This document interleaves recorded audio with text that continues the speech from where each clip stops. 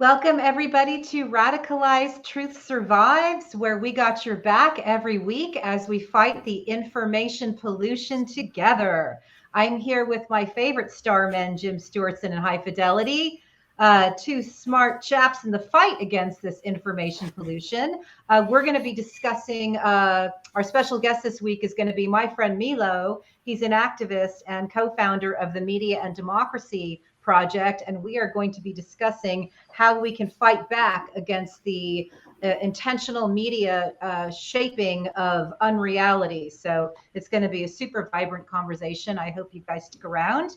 And I would like to just jump right into front loaded. What do you guys say?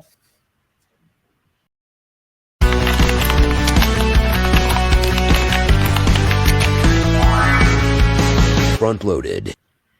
Oh, right. So I want to talk about how the White House is fighting back. Jim and I were talking about this earlier, that we are going to be talking more and more about some of the Biden successes. And this right here is how you fight an information war. The White House did an incredibly brilliant thread where they showed what the propagandists were saying about the student loan story and how they were all coming out with their propaganda talking points. But what the White House did so brilliantly was it quote tweeted what they owe in PPP loans. So Marjorie Taylor Greene, 183,000.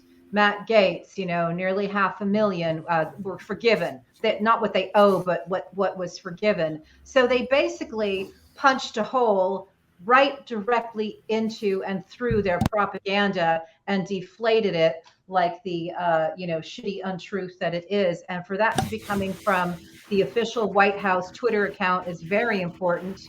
What I also like about it is that they showed the White House just hired a young woman who had been running New Jersey's official Twitter account, and she would say things when people complained. She would say things, like somebody would say, "Well, who was responsible for this?" And she would tweet out, "Your mom." So she actually knows how to fight this type of information war, and we're really glad to see it happening. Any comments, guys, or should I just keep moving? I mean, listen, this is really fucking important. We need leadership. Leadership requires pissing people off. It requires making decisions. It requires pointing things out that are painful to people. Yes. Not because you want to cause them pain, but because they're full of shit. Mm-hmm. These people who've been talking about socialism as if it's a terrible thing that's creeping over the country, that's fucking socialism. It's a motherfucking thread of socialism pointed out by the goddamn White House. Yeah. And Right. so the White House is saying, in their own way, yeah, socialism rules as long as it's combined with democracy, right? Yes. Socialism is not the boogeyman people want to think it is. I'm not a socialist. I'm a Democrat. But socialism is part of democracy. That's just right. is. Yeah, that's right. Well, brilliantly stated. And here's what I love, because you talk about leadership. And one of the things that my president and your president, Joe Biden, has been doing is talking to various historians and various experts in various critical areas when it comes to authoritarianism. One of them is my dear friend, Ruth Ben-Ghiat.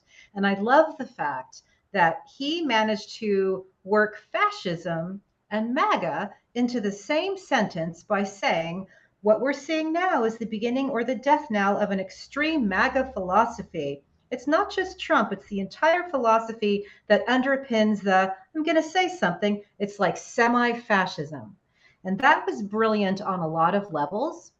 But the level that I found it to be most brilliant on is that macho lawlessness is fundamental to fascism. Virility is fundamental to it. So to call that MAGA movement, which we all know is part of a Russian op, right?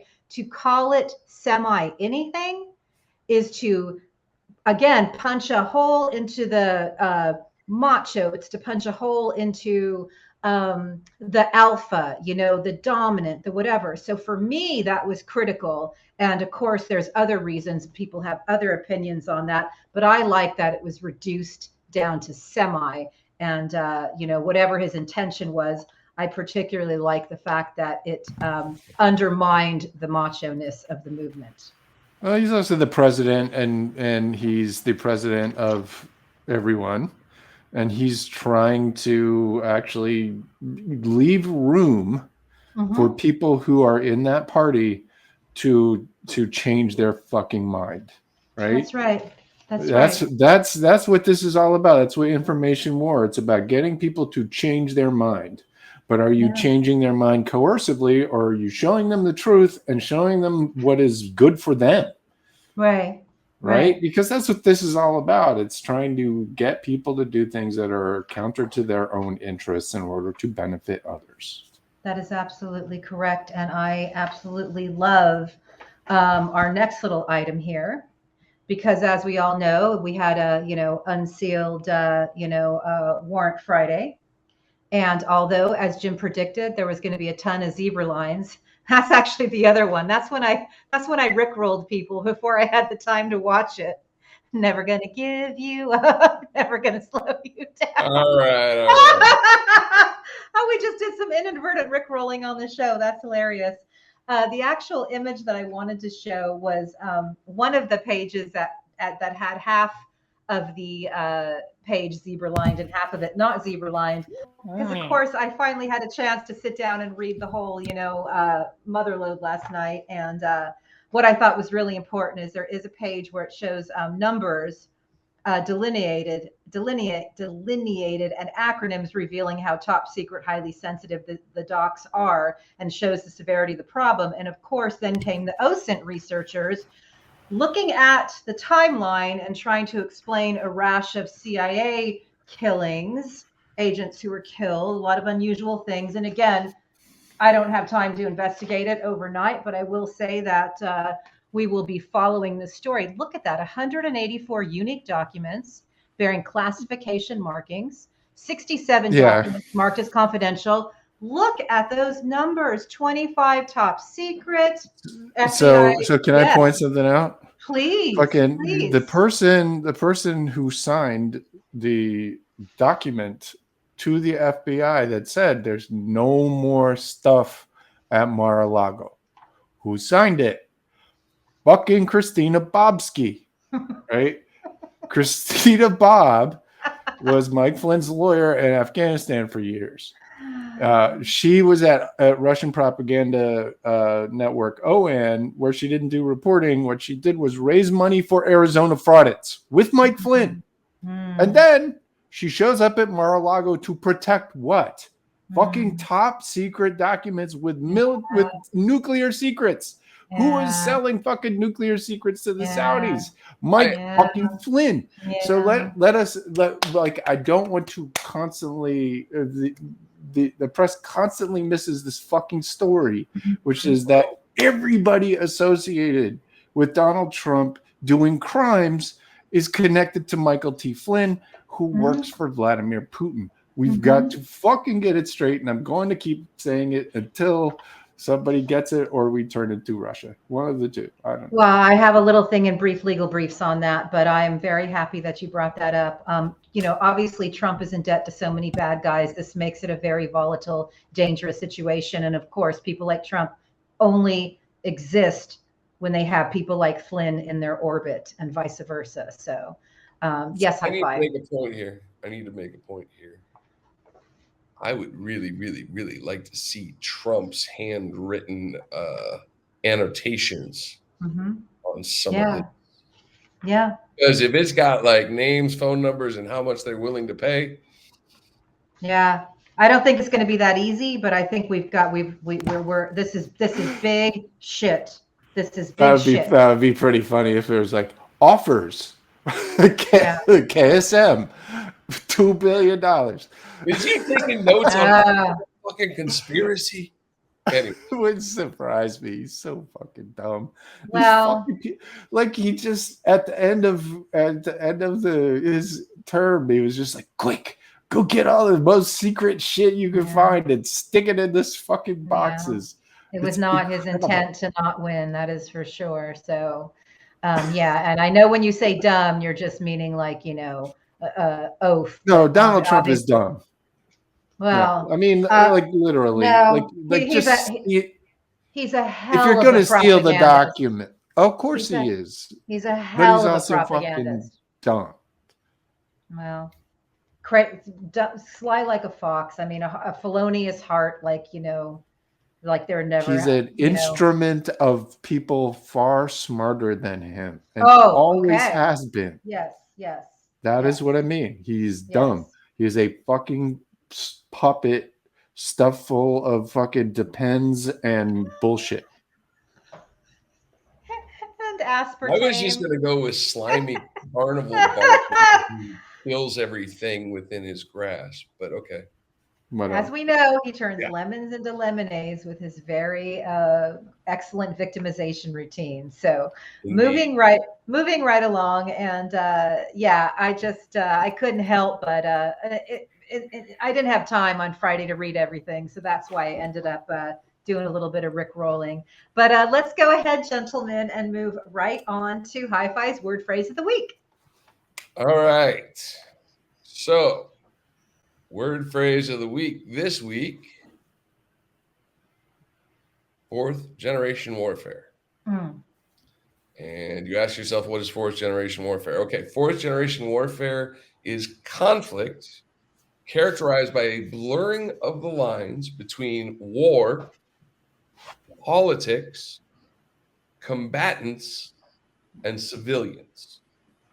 And the term was first used in 1980 by a team of United States analysts, including paleoconservative William S. Lind, and this guy is important, to describe war's return to decentralized form. Fascinating. So William Lind. So paleoconservative sounds, kind of cool. That's weird. What's that all about? No, it's not. Paleoconservative means literally like caveman shit. I was going to say, like it sounds they dinosaur-y. literally want men to rule the world, white Christian men. He wrote a book based on fourth generation warfare, which is all about exactly what's happening right now, which is taking individual vulnerabilities, individual characteristics, whether you're a racist, whether you're a mom, whether you're like, you could pick any of these things, and turning those factions into combatants in a war, an undeclared war. That is the entire point of it, and that's exactly what Mike Flynn is doing, and that is not a coincidence. Guess what else William Lind invented? And he was really the primary guy who came up with fourth generation warfare. He came up with cultural Marxism. Yeah. Cultural Marxism is the meme that generated all the mass murders that these white supremacist mass murders. Every single fucking manifesto has cultural Marxism as the point. Oh God. Right? That somehow the liberals and what's happening in the world to create actual freedom for people is an adversary force that has to be combated. Wow. And so William S. Lind is a very important figure. He's still alive, and he's still out there writing on literal white supremacist websites, and we quote him like it's like he's perfectly normal. He's not. He's a monster. All right. Thank you for that. That was important. All right, Hi-Fi. What else? Well, I mean, you can't really talk about fourth generation warfare and William Lind without talking about Michael Flynn and fifth generation warfare, which is, think of this like your bonus word phrase of the week, right? Fifth generation warfare that is conducted primarily through non-kinetic military action, such as social engineering, disinformation, cyber attacks, along with emerging technologies such as artificial intelligence and fully autonomous systems. Okay. Boop. Yeah. Bingo. Which is exactly what Mike Flynn is trying to set Yeah. up and has. I mean, I would. that's what QAnon literally is. So QAnon is fifth generation warfare, and Mike Flynn brags about it all the fucking time. And Right. still, we have quisling bullshit like the New York Times saying that Ron Watkins did it. And Yeah. it is fucking killing me. And if it's the last thing I do, I'm going to correct that fucking shit. Yeah. I know you are. Which brings me back to, everybody's got to watch The Search for Q. Yeah, of course. Just period. And Jim's, Yes. yeah, right. Jim's film too. So I think it's Yeah. really, I personally, and you probably have done this already, Jim, but I think now that I have a new framework in my mind, I would very much like to see that hierarchy chart that shows the lieutenants under him and the military men associated with him, and which online subversion operations each of them sort of is orchestrating, because I think that is helping me understand that this war is still being run by generals, sergeants, lieutenants, and all of that, just working with a different playing field. It is a paramilitary operation. Thank you. Run by military professionals. Thank you. And I think let's not leave them out. I know it's very important. All right, so let's get into White Matters. Thank you for that. That was incredible. I learned a lot.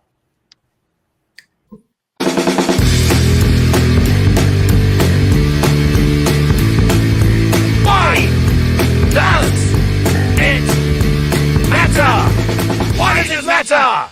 Why high fidelity? So, our first story this week: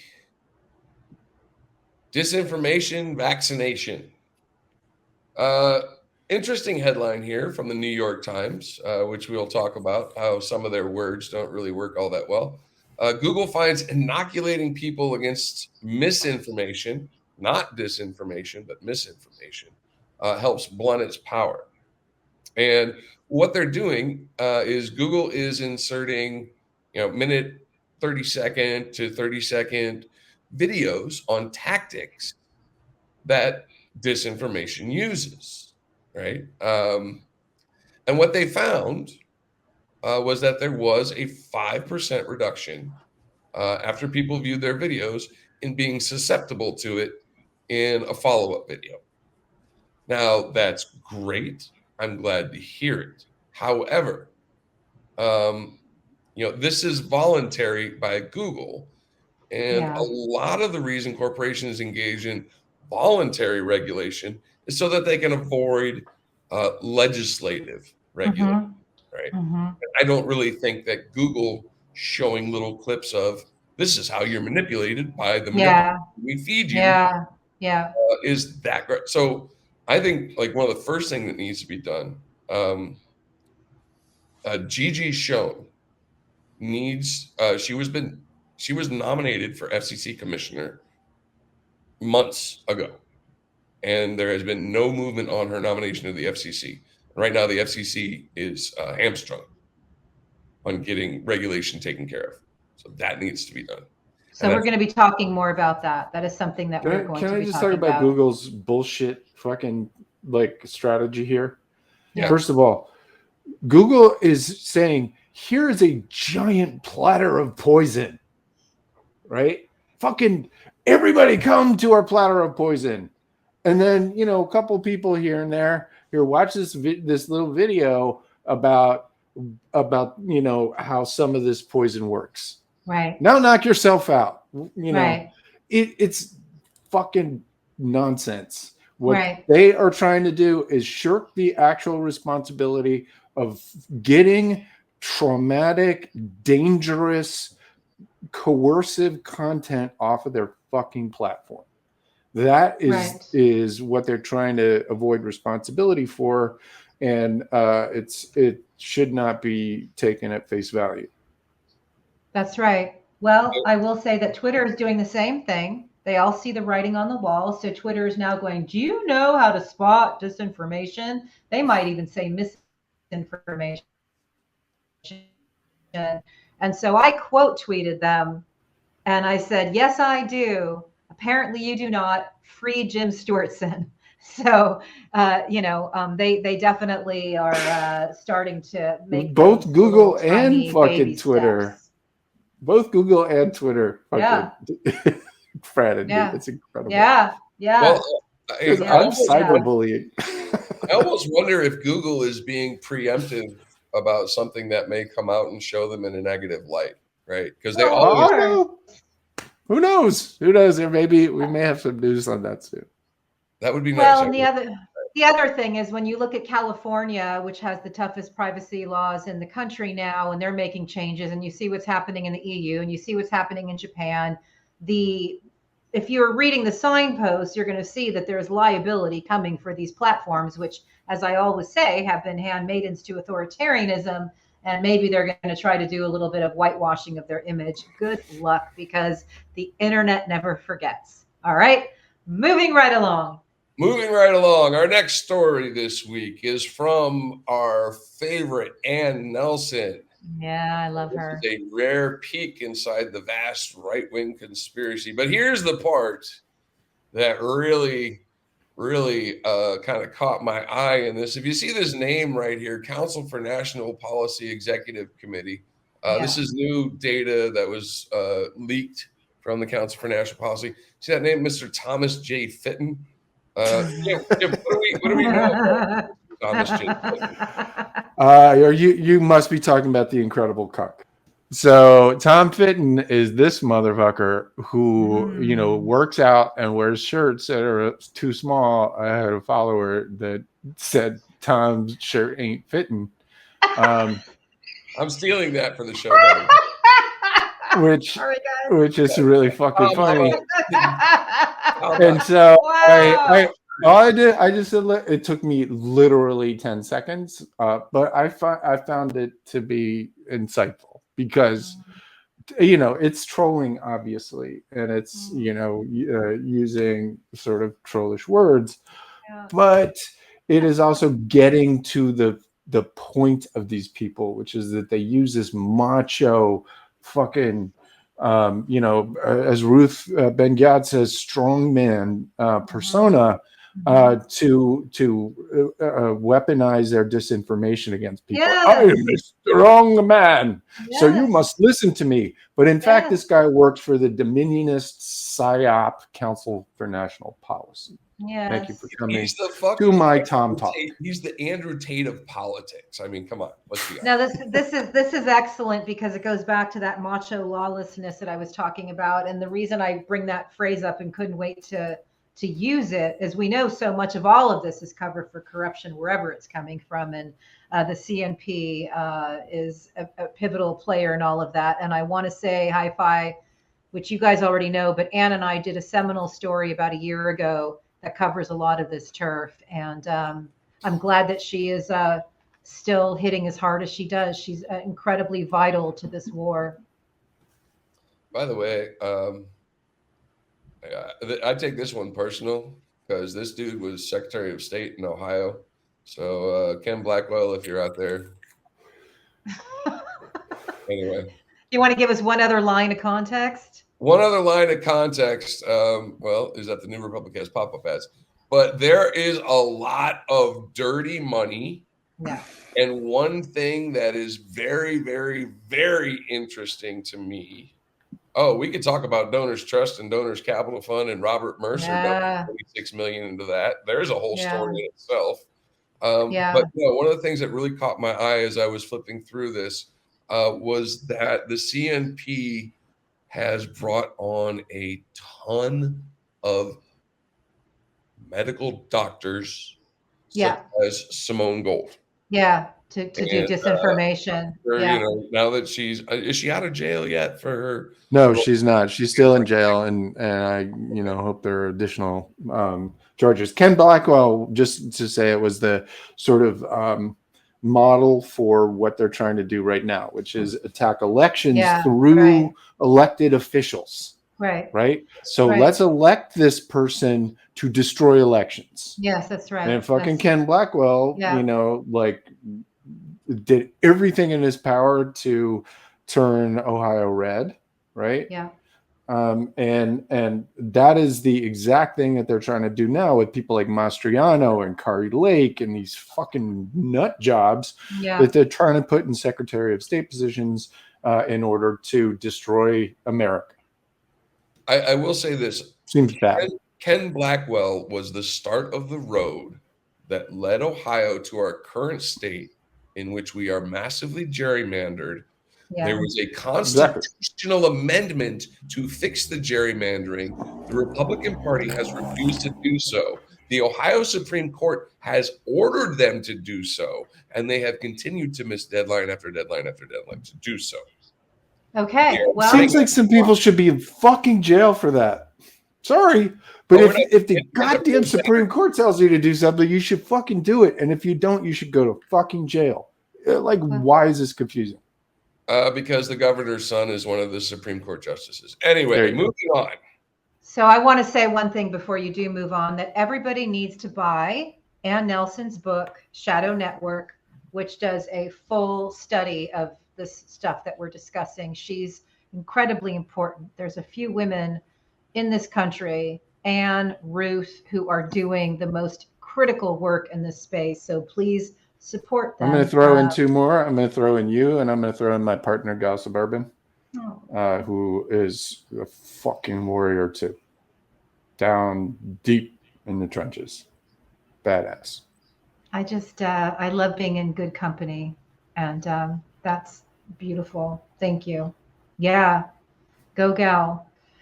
Okay, so yes, let's get on to the next story. Final story this week is one that is kind of personal to me for multiple reasons, but it is, once again, we fail our veterans. The Veterans Administration is a source of pain for many, many, many, many veterans. In this one specifically, Marines who were exposed to contaminated water at Camp Lejeune, ending in, I believe, 1987 or so. They were, Congress said, look, we messed up. Here's, 8 conditions that we know for sure were caused. And here's a whole list of conditions that we're going to need more documentation. Instead of asking for more documentation for those other cases outside of the original 8, they simply rejected them out of hand. If you want to radicalize a veteran, cut off the help that they need. Mm-hmm. That's it. That's the story. Yeah. Thank you for that. Yeah. Veterans have been targeted. It's infuriating. Yeah. Yeah. And don't give them any more reasons to, not trust their government. So thank you so much for that, Hi-Fi. Really important stuff. And I watch a lot of films from World War I before they even had words for things like PTSD and shell shock and all of that. And we just have to do a much better job of dealing with mental health in general in America. As well as obviously physical health. Okay, so let's get on to Sean's brief legal briefs. Brief legal briefs. You have a quick hit on something you want to say, right, Hi-Fi? I do, and it is one that is driving me absolutely insane because I can't believe that once again they escape accountability. But what's going on in the legal world is Meta agrees to settle Cambridge Analytica data privacy suit. We still don't know what happened. Fuck off. Yeah, exactly. Thank you, Jim. That's exactly. We know little bits. We know what happened. Black folks were targeted to keep them from voting. We know data on like 87 million Americans disappeared into the ether. Yeah. We know about the Great Hack. We know about people you may know. Targeting utilizing their data is serious. It's not. This is a story far from over, and they did it globally. They weaponized the information they had on people against them globally. And Hillary Clinton lost by 70,000 votes because of fuckers like Cambridge Analytica and Steve Bannon and Robert Mercer and everybody who was involved in that, and Alexander Nix and all their friends in St. Petersburg. And I will never accept the whitewashing of that. That's They a were story all far from over. partners. They were all partners together with Flynn and everybody, Yeah. stateside.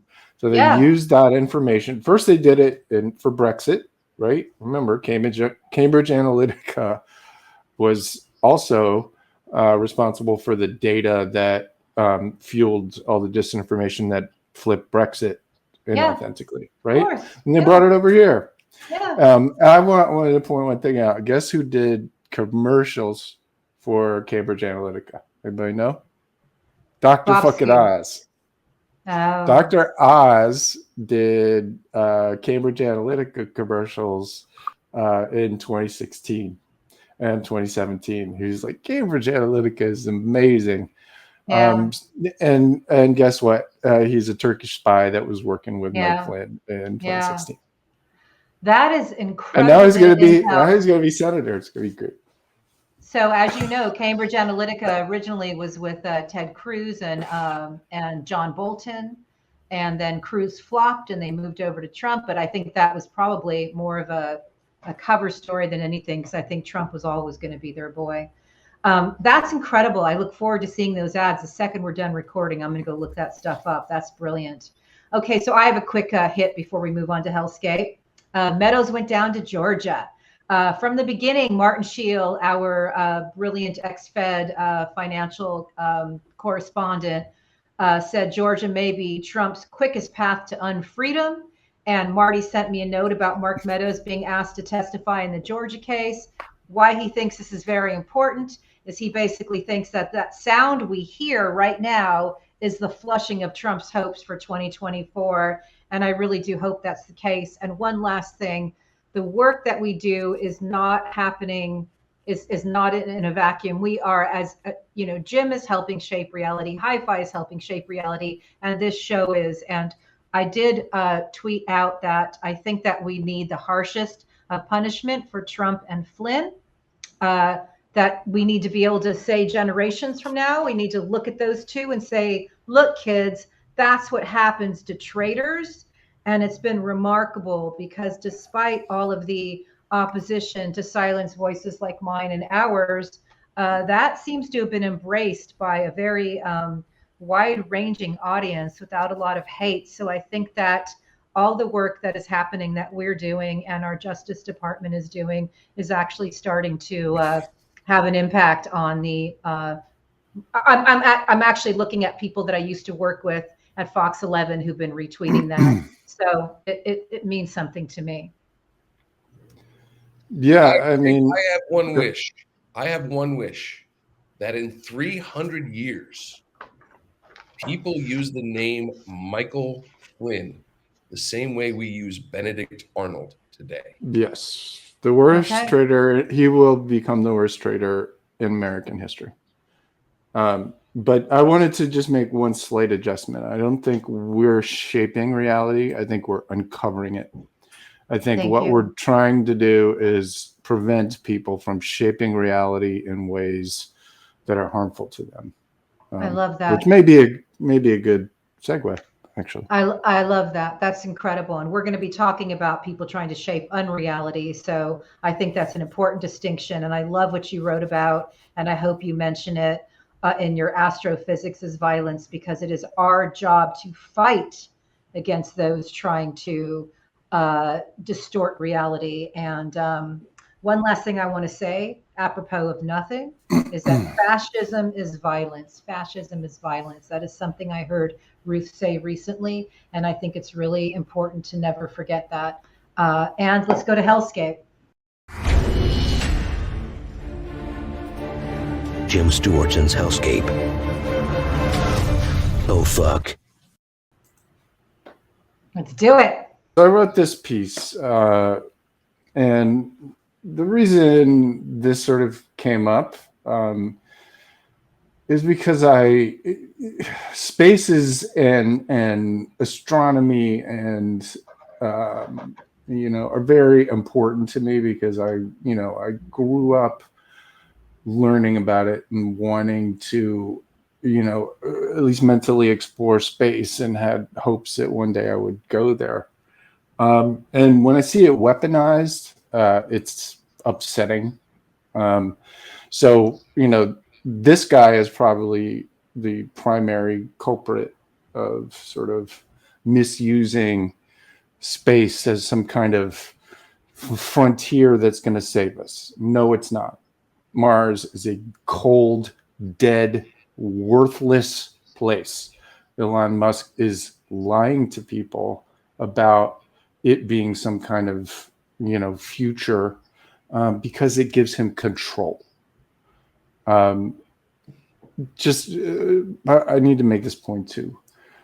He's conflating this idea of going to Mars. And I know this is very weird sounding, but he's literally conflating the idea of going to Mars with things like population collapse. He wants us to have lots of children. He minimizes global warming, right? Because he wants the fucking Earth to heat up. He wants chaos and death because he wants people to go to fucking Mars, right? He wants to create an entire reality for himself. And it is no different than what these QAnon accounts, and I wrote a separate article about how the apocalyptic talk is really ramping up. This account has 225,000 subscribers. It's fucking huge. And what it does all day long is post sexual pictures of Britney, Melania, and lots of apocalyptic mass death talk, where it's good that there's going to be a giant explosion of the sun and it's going to wipe everybody out. That's fucking nonsense, right? But it's no different from what Elon Musk is doing. So I was just thinking through it, and there are different kinds of stars, and most people know this. But the easiest way to think about it is, sort of the Goldilocks, right? There's stars that are too small. Those are red dwarfs. They're just these kind of little things, and they burn for a while, and then they just die out very slowly, right? Then there's stars that get very bright, and they're super massive, and they're giant, but they just can't hold their gravitational field, and so they collapse, which creates what's called a neutron star. And in that process, it creates the largest explosions you see in the universe, which are called supernovas. So there are stars that just sort of die out. There are stars that completely explode. And then there are stars that are in the middle, like our sun. And our sun is sort of the Goldilocks version of stars, where for billions of years, they're stable enough to create life. And so I wrote this with the thinking about where we are, not just in America, but around the world. And I think we're about to decide which kind of star we are, right? Are we, the supernova that's going to fucking explode, but at the end, there's nothing left but a black hole? Are we, are we at the top of our game, and are we just going to fade out towards extinction? Or are we going to be able to get through this phase and find a stable system that will work for all of us? What's happening right now is that reality itself is being distorted by people who are weaponizing their ability to control the information space to make people believe absurdities so they will commit atrocities. Right. That is where we are. That is what's happening. And I think we're going to have to come to terms with the fact that things are going to change. We are going to have a different system, because the forces that have been attacking us have created so much pressure that we're at that point in the star formation where if we're going to decide, right? Are we fading out? Are we going to explode in a cataclysm? Or are we going to get through this and find a stable way to live together? Right. You know, I know which plan I'm all about, and I know our viewers are, and certainly we are as well. Right. But I just thought it was a kind of a maybe useful way to think about how you know, where we are as a civilization, honestly. Yeah. So Right.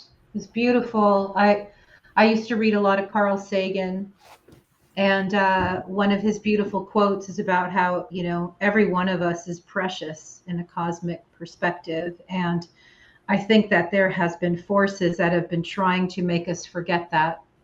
And we are precious, and we should all think of each other as that. Carl And Sagan was also incredibly prescient about disinformation. yeah, Carl Sagan right. is one of my fucking heroes because he figured a whole lot of stuff out and did whole series on, you know, sadly on PBS, but still people watched all that, you know, watched it, or Yeah, at least I did, yeah, over and over again. right, right. And, you know, he Yeah, helped me. He gave me a framework, I think, as a kid for understanding, you know, that there are bigger systems involved here and you have to pay attention to them. it's very true. Hi-fi. The only thing I'm going to add to this whole conversation is, you know, just go read Jim's Substack. And actually, while you do it, I would highly suggest the 1995 album from the band Hum, their seminal "You'd Prefer an Astronaut." That's good auditory accompaniment to Jim's article. Maybe I'll throw that in. There you go. I'm not going to lie.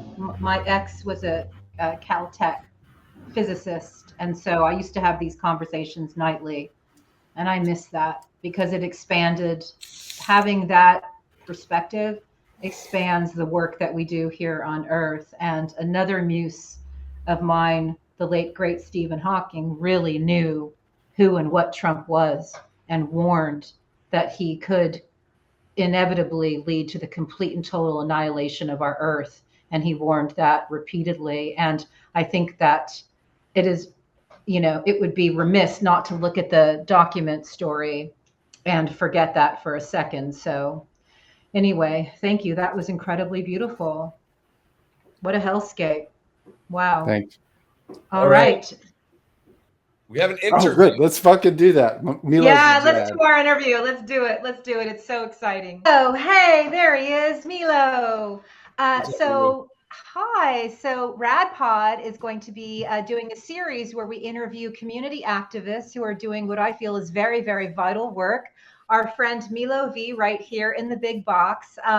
We met through our weekly educational session with Ruth Ben-Ghiat, the foremost expert in Italian fascism in America. We talk a lot about the events that are happening, and Milo and I bonded because he is very cognizant of information pollution, and he's one of the founders and activists from the Media and Democracy Project, which exposes said information pollution and functions as media critics for media, which is incredibly pivotal. And Milo, why don't you give us a quick, summary of what you do and how this came to be? Sure, absolutely. Great to be here. Thank you for making space for a community to think about issues like this. And we're all obviously got a lot at stake in the world around us, and with the future of climate change, authoritarianism on the march. And so what we do in the Media and Democracy Project is engage folks in a different form of activism. We highlight the role that media plays in informing folks about the world that they see. And reality is, how does anyone know anything? This isn't a philosophical question. Well, people turn on their computer, they fire up their iPhone, they read a newspaper, they listen to the radio in the car.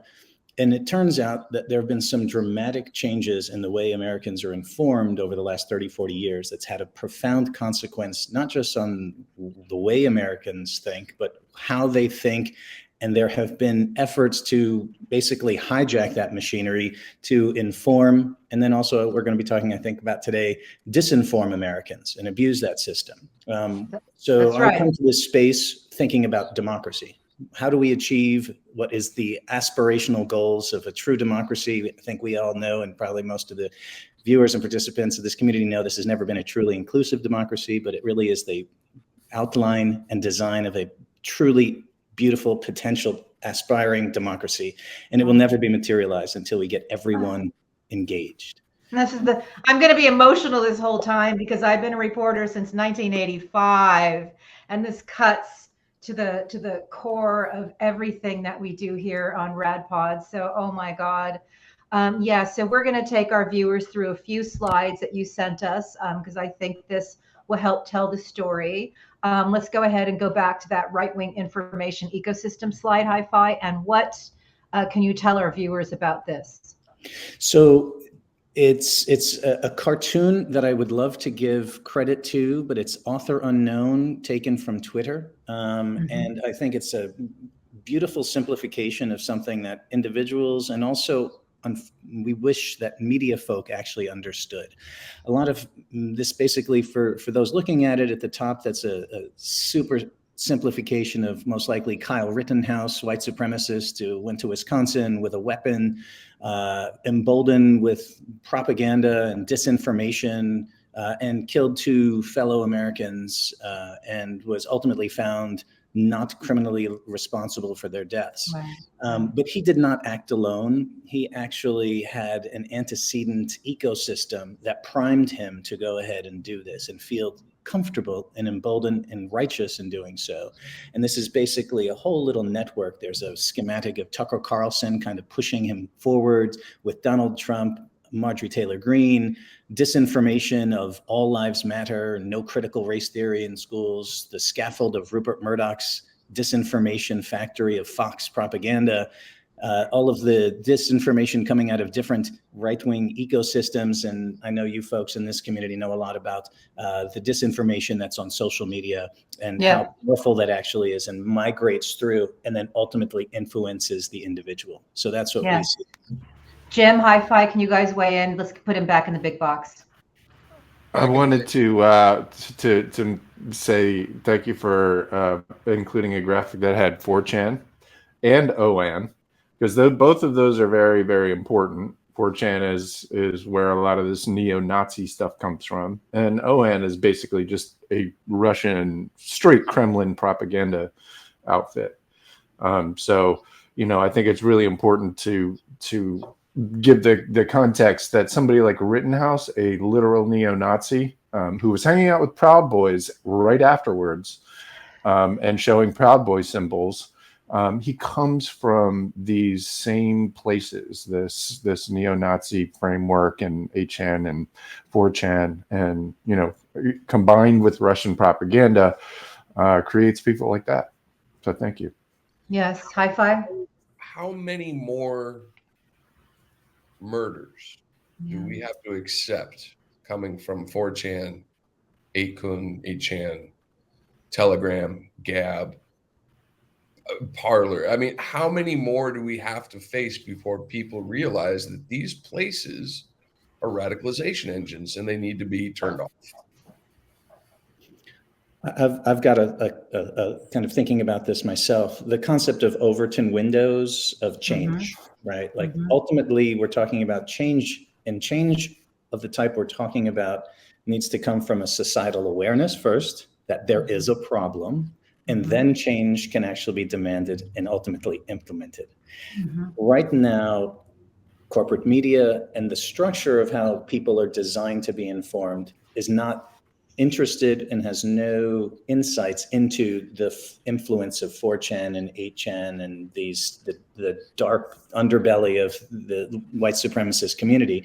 So the regular folks who aren't in 4chan, 8chan, don't read, don't watch RadPod, don't read Jim's regular posts, have no idea that this really exists. They think it's just some subset of the universe, of the internet. And so media not highlighting it is preventing the awareness from actually manifesting, which could ultimately lead to change.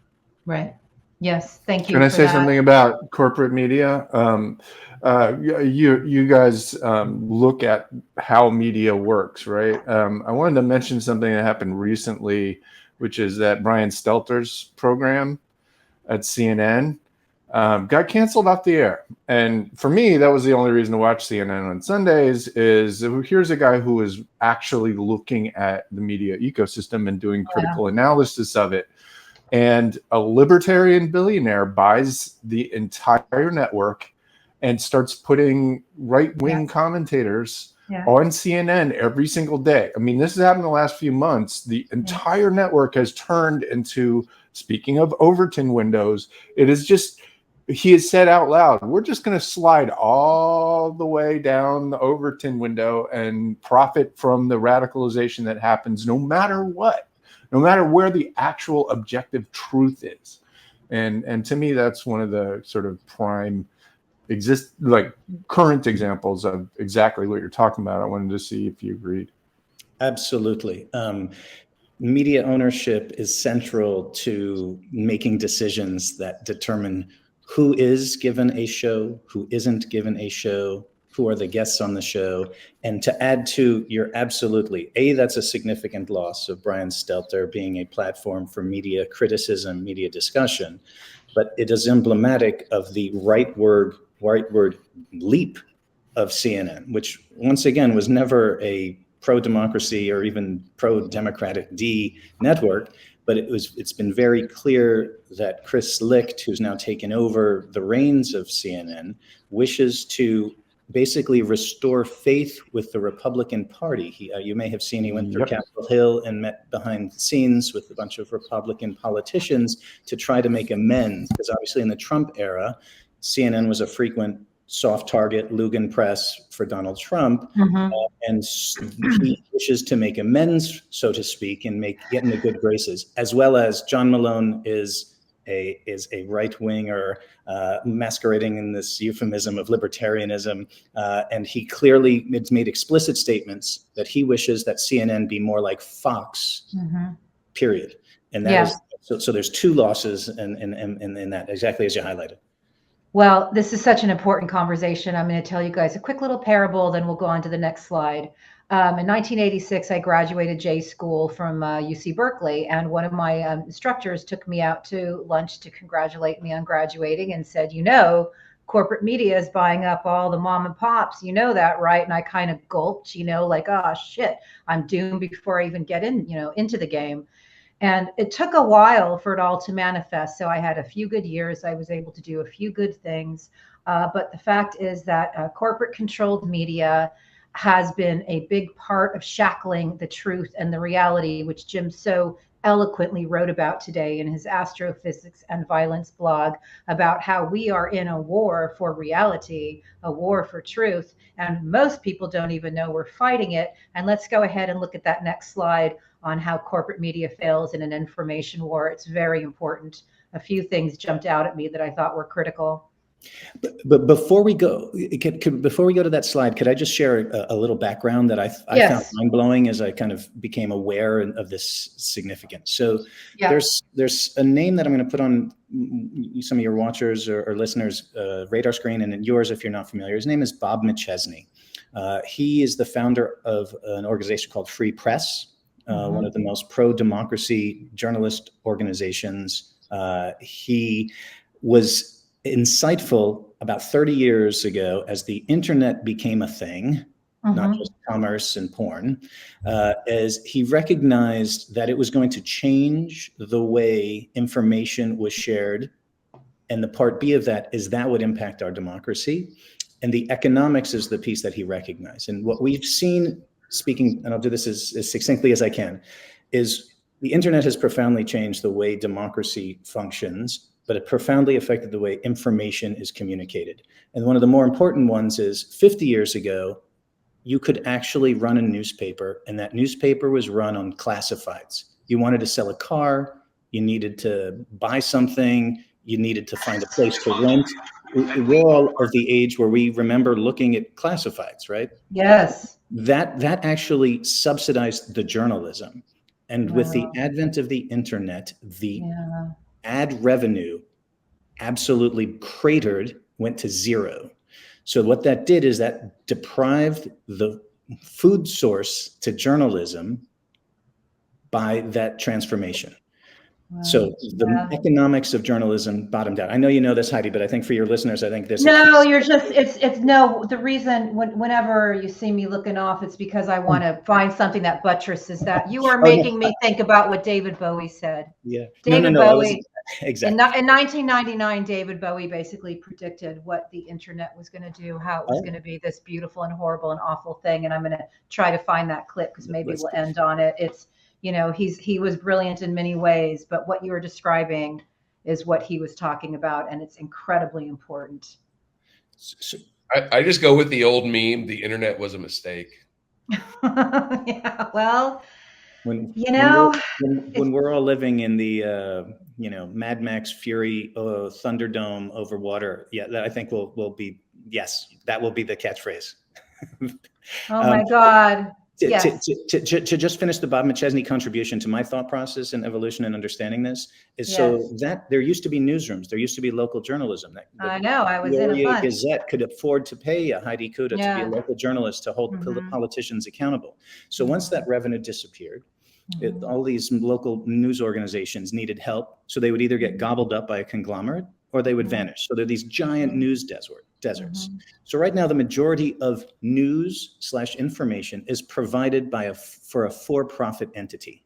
And that's a huge piece of this. And a for-profit entity by design needs to have maximal reach and reach both Republicans and Democrats, because that's the way we make these teams appear.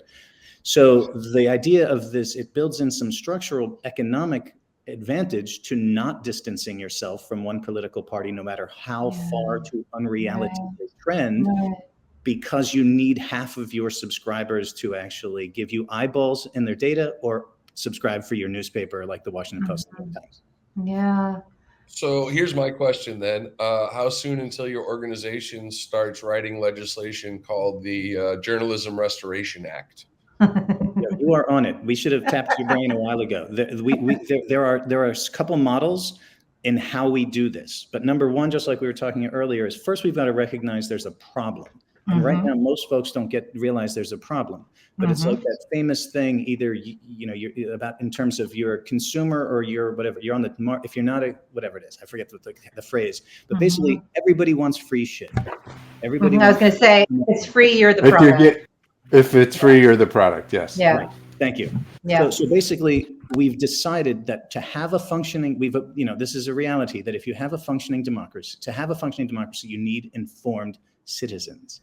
But if you have a system that is for profit, that is responsible for informing your citizens, you are inherently creating a failed system as opposed to actually informing. So the solution one is recognize there's a problem, and people are beginning to do that. To answer Hi-Fi's question, there are just a couple of solutions that are out there, and I'll highlight them very quickly. One of them is, this is the beginning. We're at the infancy of coming up with some solutions. One is called, it's not quite your bill, but it's called the Local Journalism Sustainability Act. Literally, it is designed to give small newsrooms tax rebates for up to 5 years to support local journalism. So New York Times gets zero. Right. But there's a lag for them to actually get the financial benefit. So there's a lag to it, but that you could see that may be giving newsrooms some financial benefits to actually hiring reporters. Yeah. These small, but there's a lag to that. And there's something else, which maybe something. Whoa, what was that, Jim? Is a plane going overhead or something? Landing on the Yeah. I can hear it. So, what's going to happen to the, Philippine troll accounts that are running, Facebooks that look like local journalism to take down and character assassinate politicians? What about them? Yes. So pink slime is another one. I think that's a pretty exciting. These like fake troll accounts that look like, like real accounts that distract people and pump. I like your term, Heidi, about the information pollution. I got that from you. I'm and I'm going to be getting using old, the so it's news hell to out of me. it. It was in one of your slides. I'm going to be Yeah. using the hell out of that because I think that everybody, it's those high concept phrases that people can wrap their heads around. All of a sudden they're like, you can frame it something. It's like, we're aware about the climate crises. We're aware about, people are becoming more aware that there is this dysfunction and disinformation, but it's not a word that really explains the intent of it and the horror of it. So when you do something like information pollution, it's very helpful. Again, tugging at my heartstrings, my first reporter gig was for a Pulitzer Prize winning mom and pop called The Point Raised Light, which took out a cult called Synanon. And they could do that kind of brave work because they weren't worried about their hedge fund guy who brought them their financing and what kind of impacts that might have on his portfolio. So, times have changed drastically, but I'm very excited. As the gentlemen know, I work for reader-funded Byline Times out of the UK, and we're going to be doing some exciting things coming up that I think we have seen that reader-funded crowdfunding is a way to fight back against the behemoths. It's not perfect, but it is a start. I would very much like to talk about that slide because you mentioned a couple keywords: stenography, euphemism, and amnesia. And those are things that I think that we here feel a lot. Like, I'm now watching a greater awareness of people like Mike Flynn being a traitor, thanks to the hard work of people like Jim Stewartson. There's a greater awareness that Trump is a traitor, thanks to the hard work of law enforcement and people like the folks on this show. And yet the amnesia from the media is infuriating, and the normalization warriors are, central to the fascist creep, as Jason Stanley says, and I think it's a problem. Absolutely. You walk us through stenography, euphemism, and amnesia. A couple bullets right there. Sure. So a couple of things. So once again, I use an analogy that the free press and journalism is really the immune system for a democracy. It's designed to take information, process it, and then distribute it. Because that's actually what the immune system does. It sees a bacteria and then you cut in your toe, and it actually activates your entire immune system to make white blood cells and stop that infection. But right now, our corporate media structure of informing Americans is failing. So it's not able to differentiate what is disinformation and what is somebody being loose with the truth, for example. They're overt campaigns, and corporate media still has no idea. I can go through the front page of the New York Times today with you and identify that there are overt disinformation campaigns that have been normalized and they're treated as just newsy. So for example, the Trump, he's referring to it as a raid. We think about euphemism. He chose that word to make it sound violent, aggressive, as opposed to a legally lawful executed search warrant, period. But the New York Times still referring to it as a raid. So one of the things is, number one, even the language of what we're talking about. Misinformation is inaccurate piece of information. Disinformation, as you said, Heidi, earlier, is strategic. The choice of the word raid by Donald Trump makes it sound violent and aggressive to mobilize his followers, mobilize his folks that are, mobilized specifically by the concept of victimhood. So yes. The idea is that media still hasn't recognized. You can read journalists in these news organizations who don't know which word means what. They'll just generally use the word misinformation as if it's inaccurate, as opposed to disinformation when it's strategic. Yes. Also, the next is stenography. This is infuriating. We see it every day. Is corporate media feels the need to report what someone says. That can work if you're talking about different perspectives on how we should solve our nation's not in an information war, not in a propaganda war. Otherwise, and that is exactly how Donald Trump exploited this, amplified his message, and normalized it. So that's what the other thing is people the CNN, ABC, CBS, NYT, and Washington Post are using their credibility to almost, in terms of when they do stenography, to actually normalize actually what's being said, as opposed to saying this is absolutely a lie, this is counterfactual, this is strategic, this is weaponized language to enrage his followers. They just say, Trump says, And you could just use this whole issue of the search warrant executed as an example of how corporate media has failed to actually understand that there's disinformation at play. Yep. And Jim, do you want to say something? Well, there's another slide where the New York Times, is a stenographer for William Barr, where William Barr says, Mueller finds no conspiracy, when the fucking thing said nothing of the sort. That was a pure stenographer move by the Washington Post, who had and the New York Times, who had some kind of source, and because the source gave them some information, they thought, well, I'm gonna print it, not understanding that this right here is very, very, in large part responsible for where we fucking are right now. That's because that operation to take Mueller's actual findings, which were intended for the Justice Department to prosecute, literally, they were stenographers for anti-democratic forces and left us in the position we are right now. So I think stenography is incredibly important. In stenography, once it also highlights the fact that there's an absolute, I struggle with this. I don't know what you folks think, but it's either ignorance or complicity. Someone like Maggie Haberman, I think it's complicity. Like when she's literally just got Jared Kushner and those folks on speed dial and just quotes them, sources say, Jared Kushner told me. Yeah, sources familiar with Jared's thinking. But it's I'm shocked, and Heidi, maybe you could speak to this as a journalist. Like, I still do not understand why newsrooms, chief editors, and publishers have not had giant conferences and saying the Republican Party is now creating an unreality to mobilize and energize its minority by using disinformation. And these are the strategies that you must all implement.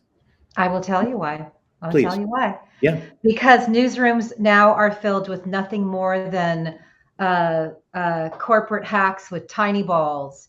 And I say that because when I was schooled by journalism, and they were all men when I came in, because that just happened to be the era, you could fucking hear their balls clink as they went down across the floor to talk to somebody who was complaining about a headline. Because they stood by what they did, and they stood by the integrity of the work. And we got into it like firefighters and cops.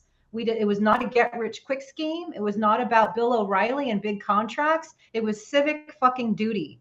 And now newsrooms all across the land are filled with corporate hacks who are probably, clinging to, their jobs like bureaucrats, just hoping they can retire at some point. The people who schooled me are all dead. And probably probably a good thing. The ones that are still around, some of the old timers, they follow me and they actually applaud the effort, but there's not enough of me who still remember what it meant to be a journalist. Those are not journalists. I don't know what they are. Journalism still leaks through. You still get some incredible reporting at the newspapers that we're talking about. But the decisions are being made by the bean counters, in the front office, and the division of sales, which there used to be a separation of church and state. Sales had nothing to do with, editorial. And then that all went to shit. And it happened in 2009, around the time of the Great Recession, where suddenly revenues shrank. They never quite grew back. And I could not do the type of investigative work that I used to be able to do because the lead stories were now, backstage at American Idol, et cetera, et cetera, et cetera. Thank you for coming to my TED Talk. All right. So two things. The first is that the reason journalism has been killed is because of the money. The money behind journalism now runs it. And that's obvious. Right. And the second thing is, remember when we talked about the rules and how I couldn't say anything about how genitalia? Look what Heidi just did. All right. That's my point. I was quoting an old article that I wrote called Hooker Dumped at Seashore. That was an actual headline. No. Sorry. 50 cents goes in the jar for the balls clinking up the stairs. Okay. I'm sorry, but you can't get out of that one. Sorry. will post the blog that I was quoting, because there was a time when to run a newspaper required a type of brazen moxie that now is only captured in old films. And I think if you want That's to still watch on my it, quarter. and if I you don't want, think enough people use the word moxie. hey, if using moxie, does that sort of That's a neutralize cool the word. That's a good clanking? word. All right. Well, Bring back anyway, moxie. I wasn't using it in a trolling form. I was telling a story, a true story about somebody who schooled me when I was still in college, and I never forgot those lessons, and I took it all very seriously. So 25 cents. okay. All right, guys. Do you love these guys? Hey, do you want to be our media critic and come back periodically? We're not done with you, but I'm saying we would love to keep this conversation going. Is that a yes? Yes. Okay, great. I Oh, won't this let is you so finish the thought exciting. without chiming in and saying absolutely, because Oh my God. what you guys focus on absolutely is essential. But the realities of so many Americans have no idea what is going on, and that is because No. corporate media is not interested. And like to Hi-Fi's point is, I think we're moving to the point if they're no longer just ignorant, they're actually, I guess, complicit at this point. And I would say it's probably complicit, as you were saying, Heidi. Oh, perfect timing, at the Yeah. executive level. Well, so truth is At the executive level. truth became a liability. So the bean counters that took over the newsrooms, would have to weigh that liability, and suddenly things that we took for granted as real reporters, investigative reporters, like warning consumers about fraud, suddenly the GM would go, wow, do we really want to lose X corporate, dollars on that? Probably not. So sorry, kids, you're just going to get screwed over. And here comes the entertainment girl to lead the news. And look at the entertainment girl right there. I'm just kidding. But that to me looks like Burt Reynolds on the cover of Playgirl, except that he doesn't have the bear skin and he's not nude. But what is that, Milo? Does he clink? That's what I want to know. Hold on. I have an answer to this. We've discussed this on the program before. Remember, money, ideology, compromise, and ego? Guess which one this shit is? All of the above. Yeah, I was going to say dose of all.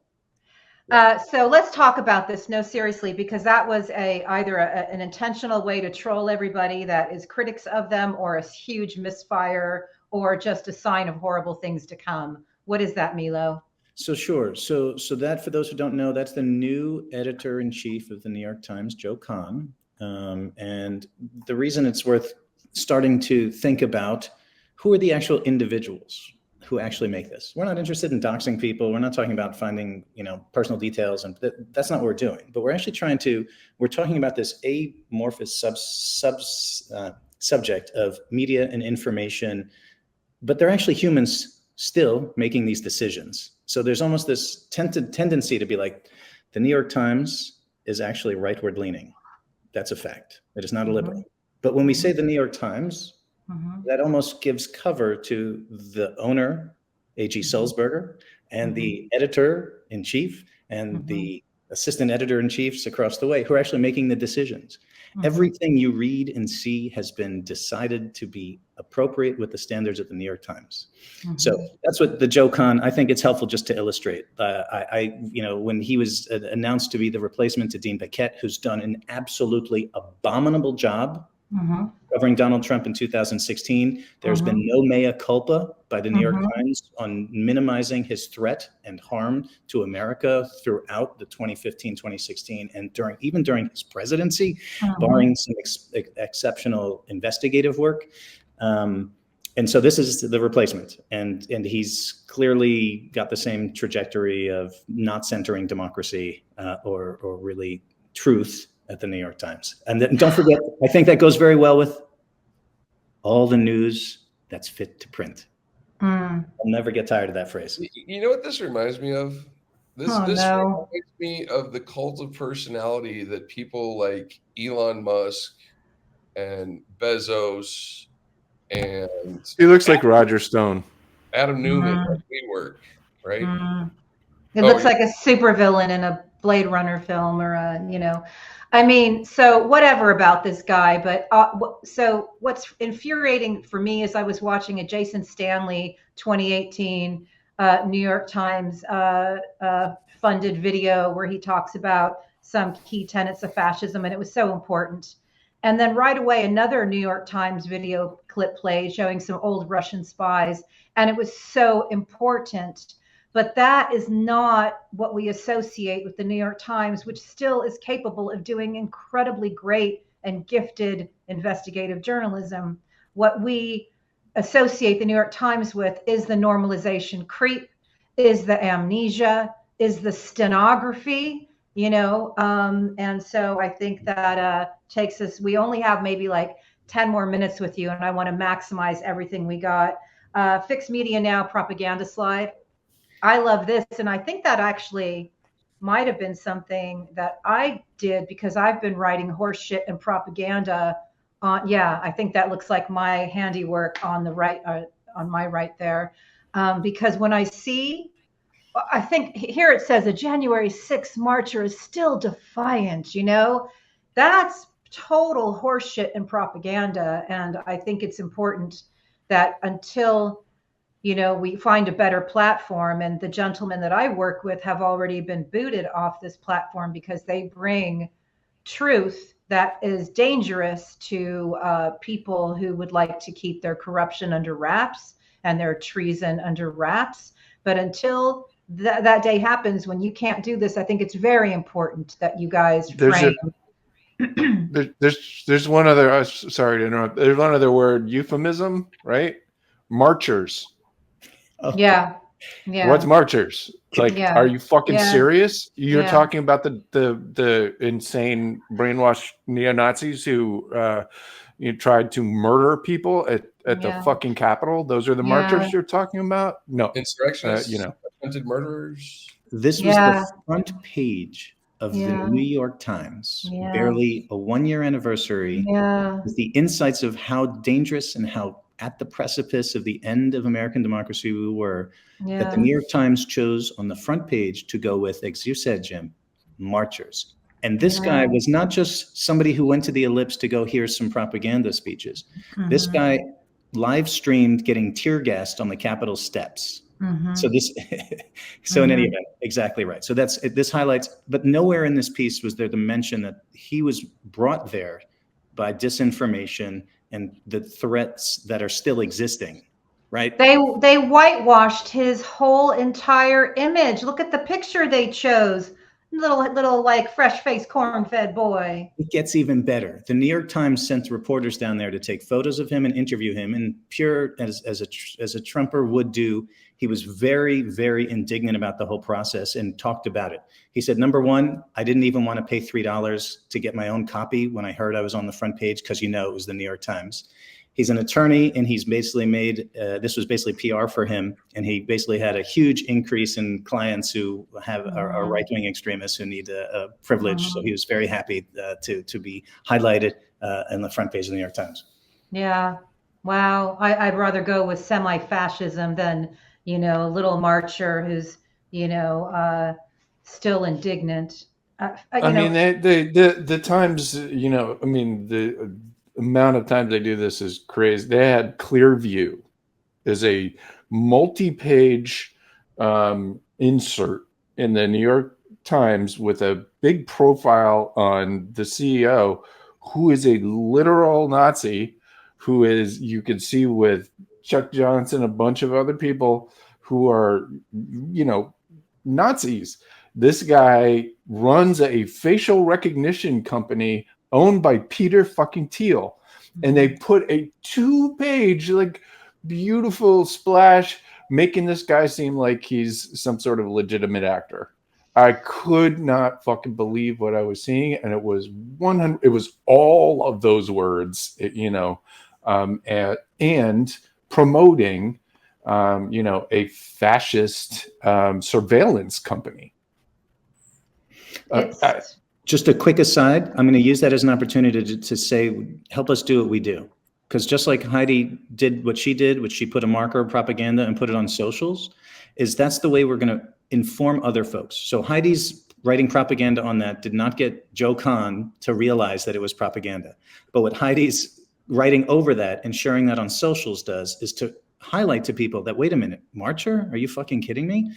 So when you see that Clearview thing next time, Jim, it's literally, there's different folks doing this sort of thing where it's media accountability, but there's also, and that's what we're doing in Fixed Media Now, is media accountability and media accountability with some action behind it. So yeah, we're gonna do this together, because what Jim does, which is brilliant, is he labels his videos as Kremlin propaganda. He labels this stuff as QAnon propaganda. Nice. So rather than people on Twitter who appear to be part of the resistance but are actually parroting the propagandists all fucking day long, polluting the information ecosystem with all of their propaganda and not labeling it, I don't find that to be helpful. I find it to be parroting. Maybe it's their intent, maybe it's not, but I think labeling it, and I've actually downgraded to horse shit, because propaganda is a word that no longer is useful, like gerrymandering and redistricting. Yes, it's accurate, but it does not, it doesn't say what I need it to say. Family, yay! I think there's dogs and folks around there. Okay, 4 quick things and we'll let you go to the ball game, because you've got a minor league game to go to, and I'm very excited for you. Really quick, let's breeze through these. Pure insanity, coup attempt, WAPO slide. I think this is really important too. And I did a headline on this and I used pure insanity, but I sure as hell, I'm sure my headline was crafted differently. If you can't find it, it's okay. We can keep. I'll just make a quick point to that. Is I challenge you to find. So in the Washington Post and the New York Times, we think of those as legacy media that have a disproportionate voice influencing the way people see their world. Yeah. But the Washington Post and the New York Times cannot describe in any meaningful way what has happened with the multiple approaches to ending American democracy by Donald Trump as a coup attempt or self-coup, if you really want to get into it. But that they can't even use the word. They've come up with about 6 different euphemisms: overturn the election, reverse the results. I mean, if you pay attention to these words, your head's going to explode. There's no such thing as overturn an election. I challenge you to look in the U.S. Constitution or any legal kind of electioneering guide in America that uses the term to reverse the election or overturn the election. Yeah, there's that's important. There's plenty of good words for this. I like auto golpe because technically he was still in power at the time. Junta's a good one. Except that would have involved military. Putsch is what it actually was. Putsch is good. Yeah. Which is good. Yeah. I mean, there's a bunch of words. Yeah. Their failures to find the right words are starting to look. Actually, that's a great point, Hi-Fi. We should actually encourage them to use their words. That could be even an interesting hashtag. You know, use your words. Use your words. Use your words. You know. That could be fun. I like that. And the problem with this is a seminal bad decision that continues to reap consequence. Yes. That they decide that they're literally, and there literally were orders issued. This guy Max Tanney on Twitter in some obscure feed posted that newsrooms on January 6th at the editorial level decided they weren't going to use the word coup. Yeah. And that has perpetuated and continued. So if you're not going to use the word coup or putsch or any of these terms, then it allows your secondary failure, which is now you're going to call the people who believe or participate in this sort of thing election deniers. Yeah. Which to me is second generation bullshit. I don't know what that means. Tell me, like I'm a 6-year-old, what an election denier is. It's cover for corruption. That's all it is. It's somebody who's either a propagandist who wishes to end American democracy, a liar, someone untethered from reality. There's so many different things it actually means. But now it has literally become accepted as, well, you kind of know what it means. It's almost like the Ed Meese thing. I don't know what pornography is unless I see it. It's like, I don't know what an election denier is, but I know it when I see it. Use your words. I think we got to make that a hashtag. I like it. I like it. I've got 5 more minutes that I want to steal from you. Jim, did you want to comment? No, go ahead. Let's keep going. Okay, so I want to get to the evergreen truths. Let's get to the Jason Stanley slide, because my evergreen truth came from Professor Jason Stanley from Yale. The normalization warriors are central to the fascist creep. I dropped that right into your DM group the moment it hit, because I think that is so important. We can't view these people as not doing their jobs. We have to use them as part of an army that is putting out an effective way to misshape reality. So I really love that.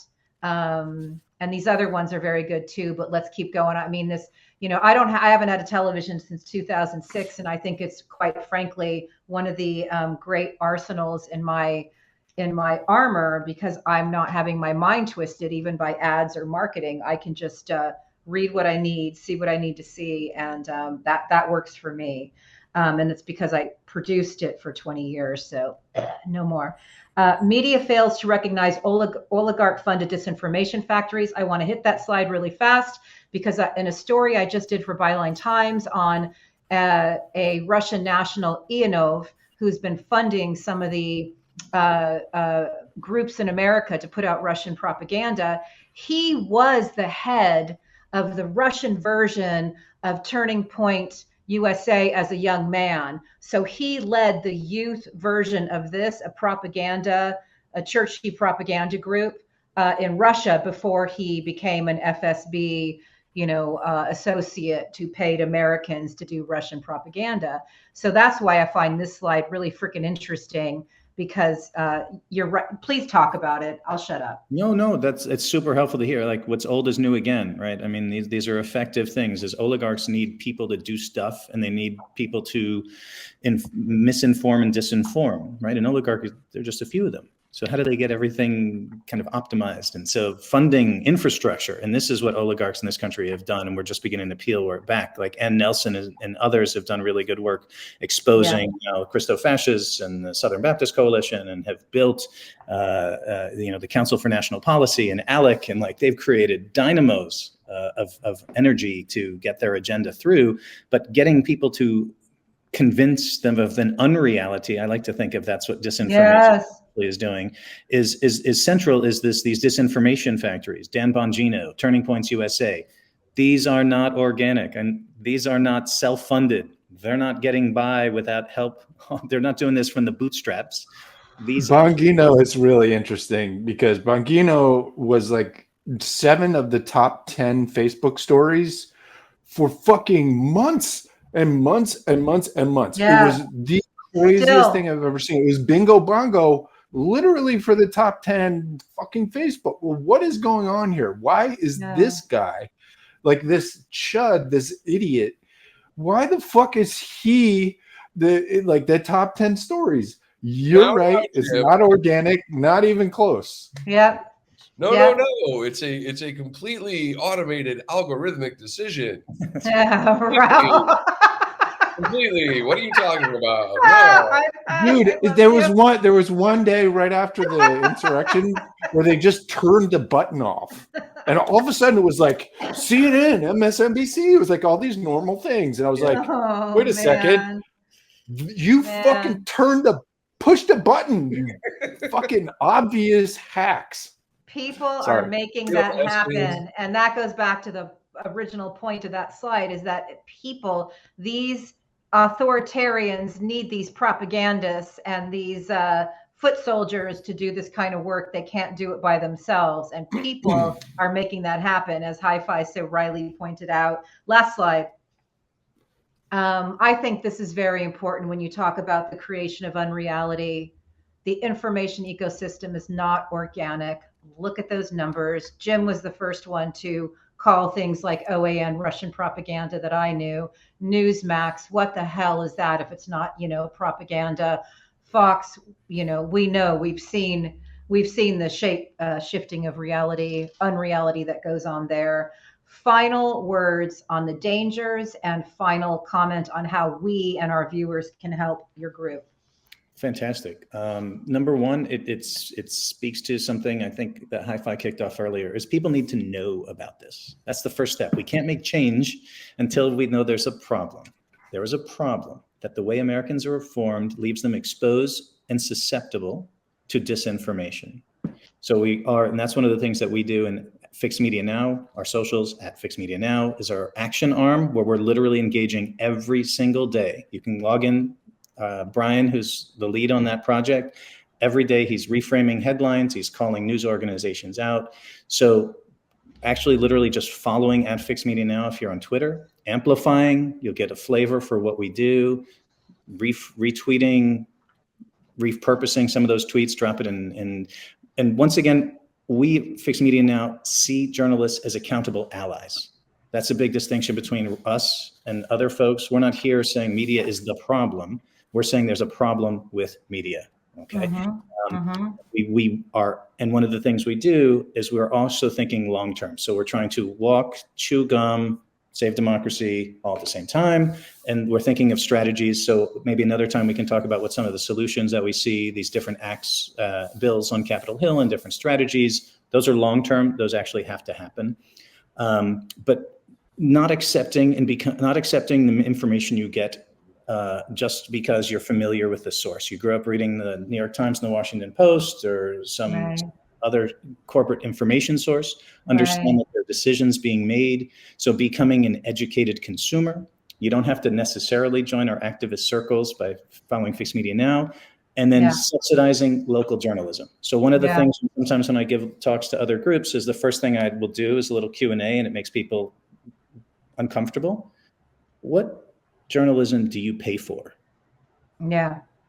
Right? Like we're all, most folks are progressive liberal people and, resisting authoritarianism. But at the end of the day, what are you voting with your wallet for, or for what? So you're paying for the New York Times, you're paying for the Washington Post, you're paying for XYZ, maybe you're paying for Byline Times, hopefully. Like the reality is, how many people subscribe to local journalism? How many people fund it? So that's the other thing that we try and get. So we're engaging folks and find your local paper, pay for nonprofit news. And so those are things that we can start getting people to do. Make sure your local paper is actually a local paper and not by a national conglomerate.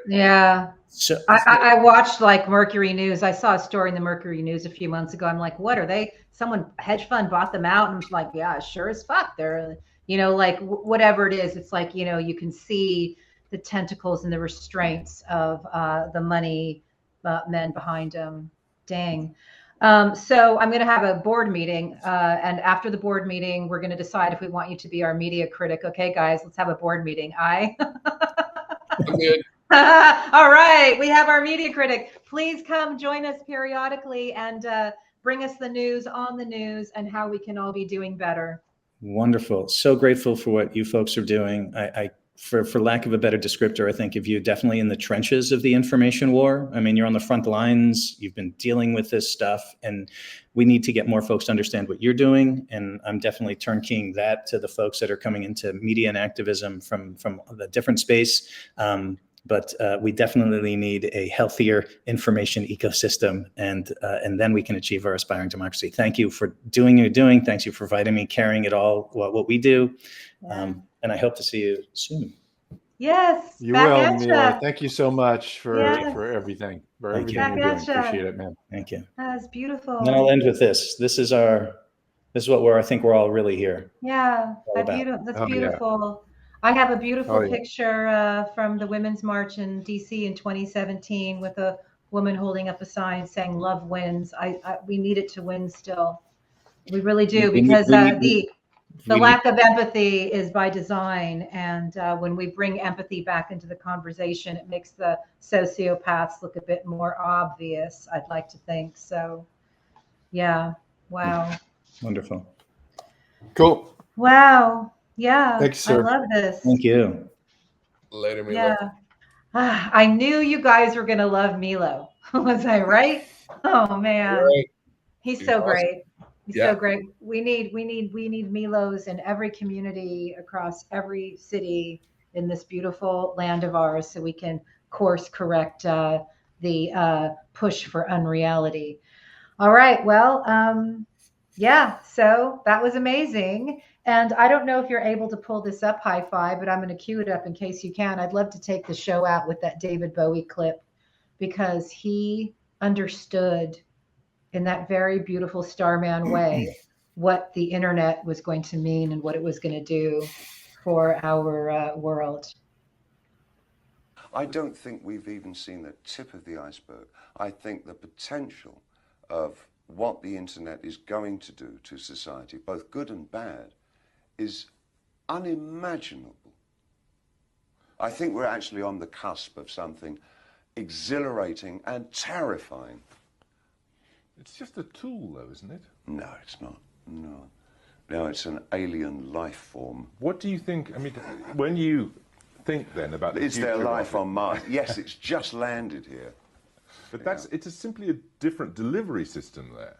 You're arguing about something more profound. Oh yeah, I'm talking about the actual context, and the state of content is going to be so different to anything that we can really envisage at the moment, where the interplay between the user and the provider will be so in simpatico. It's going to crush our ideas of what mediums are all about.